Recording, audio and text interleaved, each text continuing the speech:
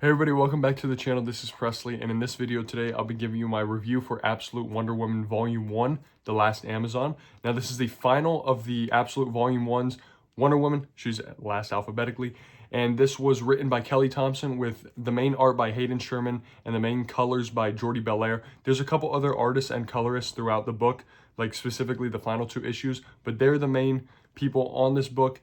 And I thought it was amazing. So now this video is going to be my review for it, and we're going to break it down with a bunch of different criteria, the first one being the artwork. Now overall, throughout a majority of this book, I really dug Hayden Sherman's artwork. Jordie Bellaire's colors complement the artwork amazingly. I think it's great looking. I think the background work and the landscapes, the details in it are amazing and beautiful. I love the character work throughout here as well. The characters look really nice. However, there is one thing about Hayden Sherman's art that I'm not the biggest fan of, and it's a lot of his side profiles. I think he draws some of the characters a little bit inconsistently at times. So there's some really nice flattering panels throughout here of Wonder Woman and the supporting cast. But then there's some other panels where they're very weird looking and they don't look like their normal selves in the book. I thought it was a little bit off-putting at times and a little bit inconsistent. Other than that, the other two issues throughout here that weren't drawn by Hayden Sherman, I dug completely. I love the artwork. I love the colors throughout there. I thought it was beautiful. So overall for this book, I'm going to give the art a 4.75 because I had just that little nitpick about it, and the colors throughout were absolutely fantastic. So yes, the artwork throughout is going to get a 4.75 out of 5. Also, one thing I wanted to mention as well is I think the character design throughout here is great. For a lot of the other characters, it's very simple, but then for Wonder Woman, she looks incredibly cool. I love how she has like this arm that she sacrificed that then she has, it's like a gift from the gods now. I love all of her weaponry. I think it's super cool. Her armor looks great.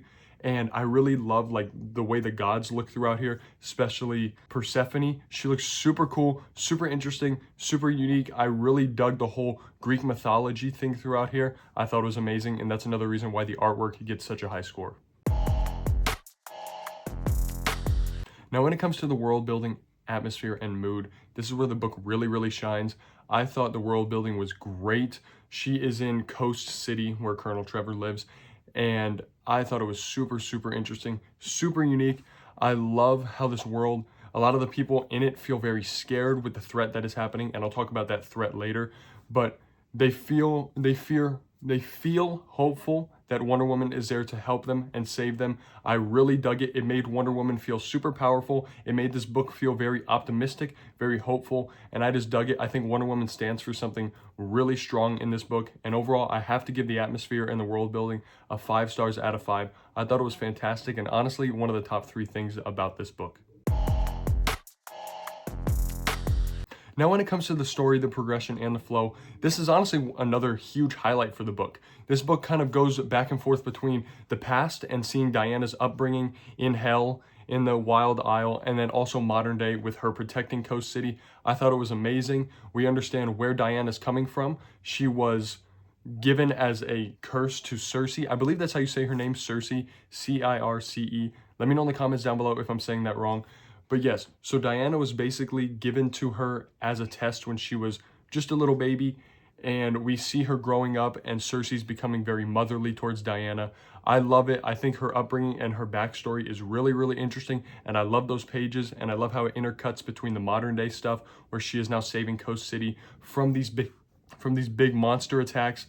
I think it's amazing. The story throughout here flows so beautifully, and then after the main story ends on this volume, we get a little two issue section at the end.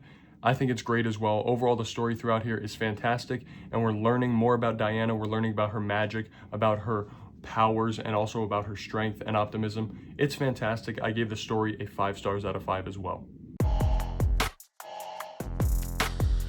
Now, moving into the character section, again, Diana is such a great, strong, powerful lead throughout this entire book. Circe, her mother, is a really great, strong, supporting cast member, along with Colonel Trevor, and then even Colonel Trevor's 2 witch friends in Coast City. I love the supporting cast throughout here. I think all of them play a crucial role throughout, but Wonder Woman really is the standout here. She is super strong, super powerful, super hopeful. She very much stands for something righteous and something very superhero-y, if you want to say. I dug it overall. And then even the villains throughout here, which I will talk more about in a second, I thought were great. They posed a great threat. And overall, everybody in this book just feels like their own unique character. I love that. And again, the character design is fantastic as well.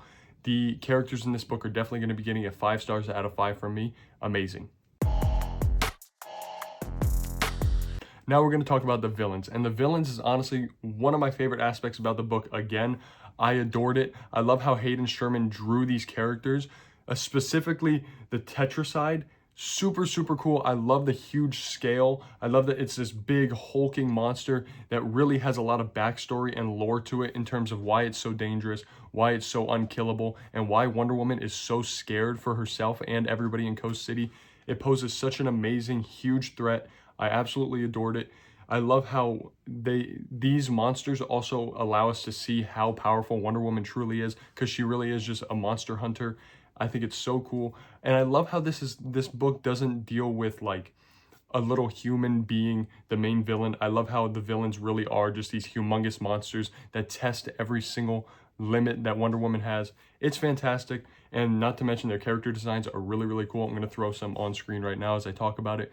But overall, yes, I give the villains a 5 stars out of 5. I really dug it. Super powerful, super interesting. Love the huge scale, and it was super cool to see.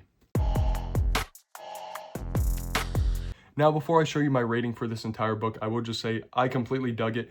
It's the only of the first volumes that has an issue 7 in here. All the other ones were issues 1 through 6, but I completely dug it. I loved this book. I thought it flowed beautifully. I thought it was really interesting, and I understand why people think this is the #1 absolute book. I'm going to save my thoughts on that for my absolute ranking, but yes, let's get into the rating right now.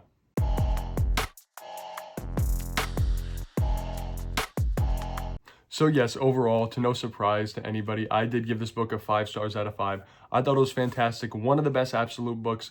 And again, I will save that for my rating, which is going to be coming out tomorrow. But overall, this book was so good. And if you haven't read it yet, it is really a standout in the absolute universe. With that being said, thank you so very much for watching. If you have read it already, let me know in the comments down below your thoughts, your opinions, and your rating. If you haven't, I would recommend it along with all the other books in this entire universe. Thank you so very much, and I'll see you guys later. Please make sure to like, comment, and subscribe. See ya.